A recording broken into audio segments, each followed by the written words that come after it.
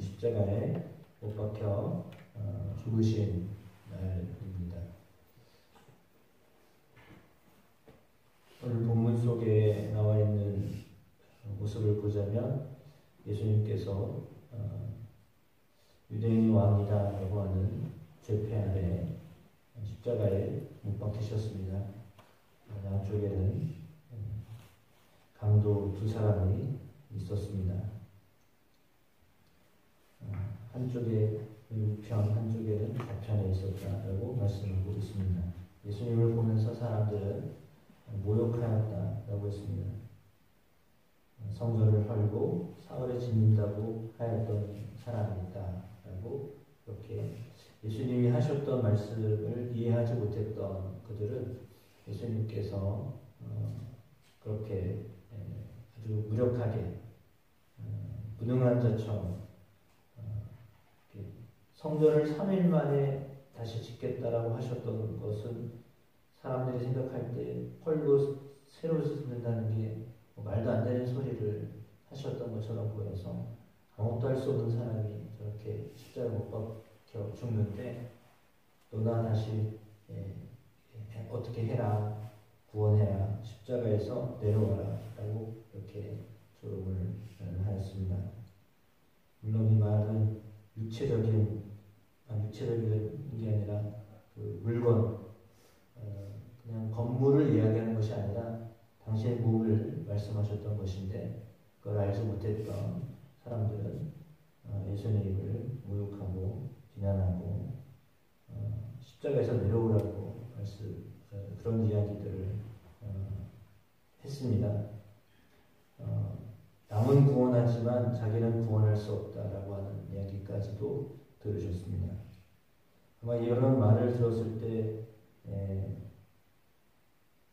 혈기 있는 저 같았으면 아마도 내려오고 싶었을 것 같습니다. 그래, 그러면 나 아무것도 안 할 테. 어쩌면 그런 감정일 수도 있을 것 같습니다. 그러나 예수님 그런 감정도 다 거기서 다 녹아내시면서 내려오실 수가 없죠. 왜냐하면 내려오면 하나님 뜻이 하나도 이루어지지 않는 것이니까요. 사람들이 말한다고 해서 그래, 그럼 내가 그거 못할 줄 알아? 내가 할 수 있어. 그게 아니라 내가 할 수 있지만 하지 않는 것, 절제를 할 수 있었던 것, 십자가는 사실은 절제입니다.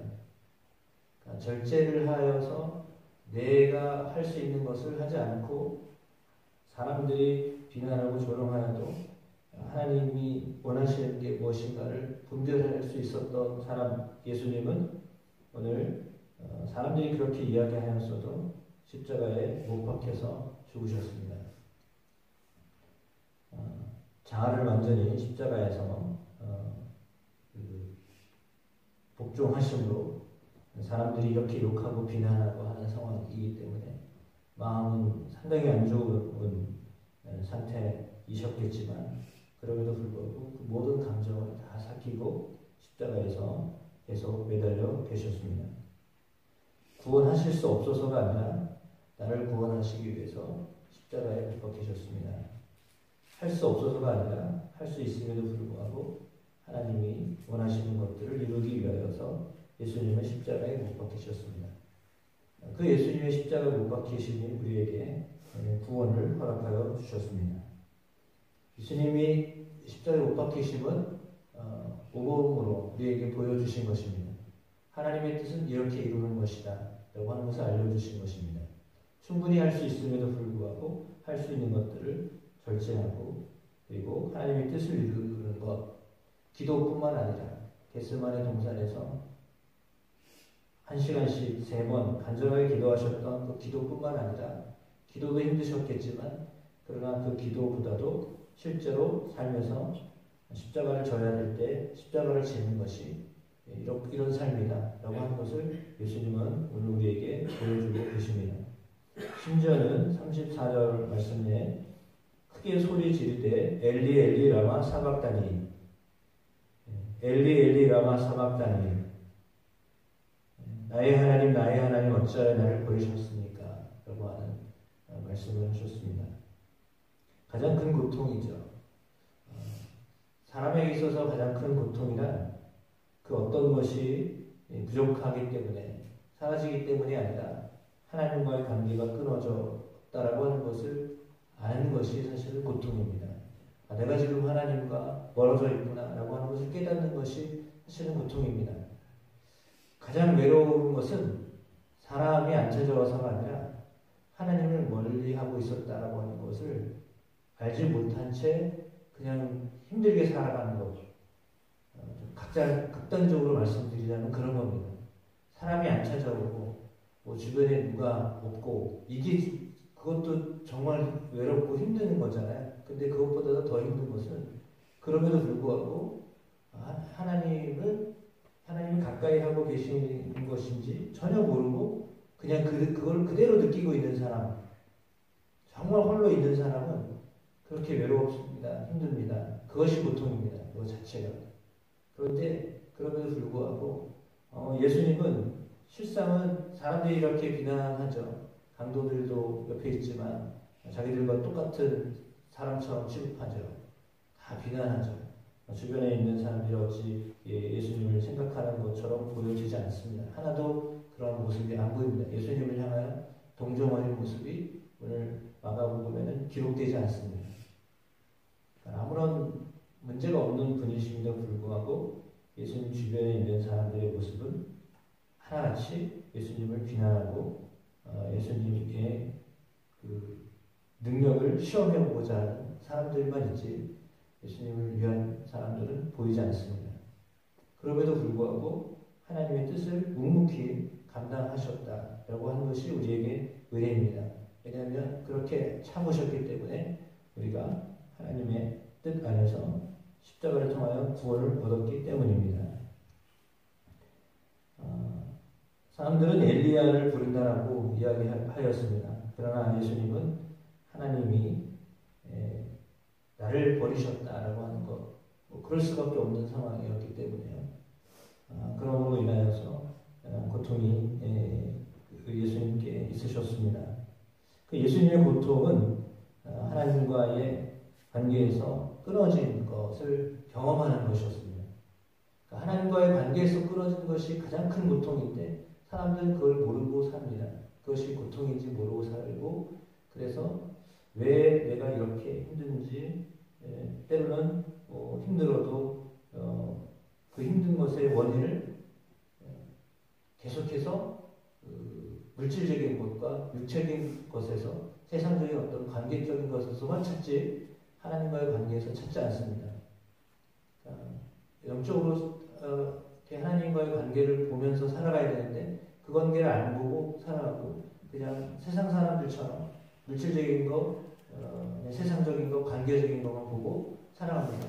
근데 정말 하나님과의 관계를 가운데 맺혀 있으면 사실 그것들은 그렇게 아주 중대하게 사람에게 영향력을 더 크게 미친다라고 볼 수 없거든요. 그러니까 어쩌면 천국에 대한 확신과 소망을 가지고 사는 사람은 세상에서 어떤 취급을 받아도 그것이 그다지 큰 문제가 되지 않아요. 근데 그것이 없는 사람은 다 서운하고 다 힘들고 다 어렵고 다 불편한 거고요. 다 원망스러운 거고요. 뭐 하나 마음에 드는 게 하나도 없어요. 왜냐하면 하나님과의 관계가 확실하지 않기 때문에 하나님과의 관계가 확실하지 않은 사람은 세상에서 뭔가 근거를 찾아줘야 돼요. 내가 의지할 만한 것이 없으면 의지할 만한 그 뭔가를 또 찾아야 되거든요. 근데 그것이 끊어졌다라고 하는 것 때문에 서글픈 거예요. 그것 때문에 힘든 거예요. 그것 때문에 어려운 거예요. 그러니까 나는 그래도 건강해야지. 그래도 내가 물질이 좀 있어야지. 그래도 내가 관계를 맺고 살아야지. 그래도 내가 뭔가 하는 일이 잘 되어야 되는데 그게 다 끊어졌거든요. 그러면 그것이 다 끊어졌을 때는 의지할 만한 뭔가 없는 거죠. 근거가 없는 거예요. 내가 뭘 붙잡고 살아야 되나? 그걸 모르고 사는 거잖아요. 그러니까 더 힘든 거예요. 그러나 그것에 마음을 두고 살지 아니하는 사람, 다시 말하면 하나님께 근거를 두고 사는 사람, 나의 존재가 하나님과의 관계 가운데 설정되어졌다라고 하는 것을 알고 사는 사람은 하나님이 나를 사랑하신다는 것을 알고 살기 때문에 이런 환경 저런 환경 속에서도 이길 수 있게 하신다라는 하나님을 믿는 거죠. 끝이 아니다.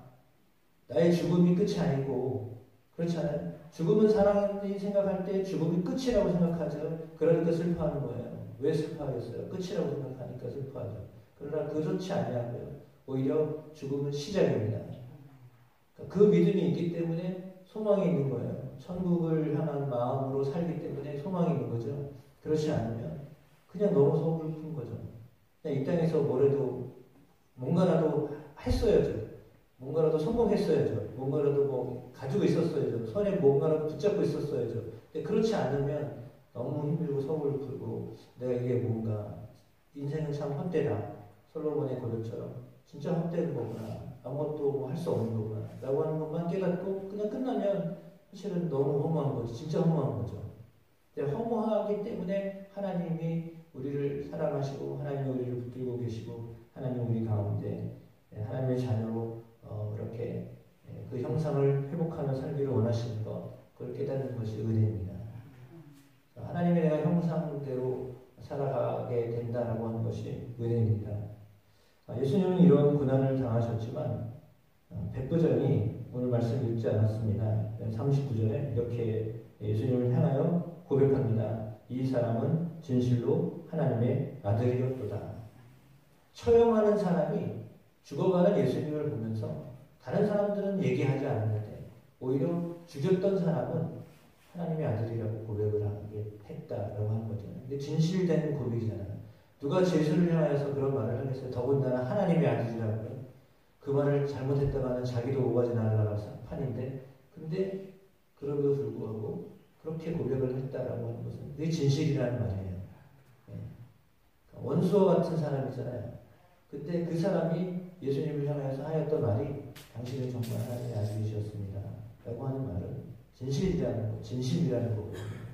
예수님은 그럼에도 불구하고 그렇게 자기를 죽였던 사용하였던 백부장이 보기에도 예수님 진실한 분이셨다.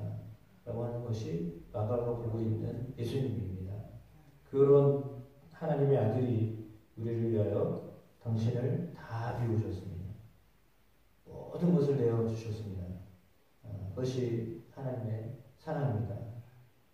그 사랑하심은 예수님의 그 자리를 우리에게 맡기셔서 그 예수님의 자리를 우리가 함께 가질 수 있도록 하나님의 아들이라는 그 자리를 우리도 함께 공유할 수 있도록 허락하신 것, 그것이 은혜입니다. 예수님 때문에 우리가 하나님의 자녀가 되어진 것이 은혜입니다. 저와 여러분이 그 은혜 가운데 또한 그 은혜를 함께 흘려보내는 십자가의 은혜가 우리 가운데 날마다 충만하게 되시기를 주의 이름으로 축복합니다.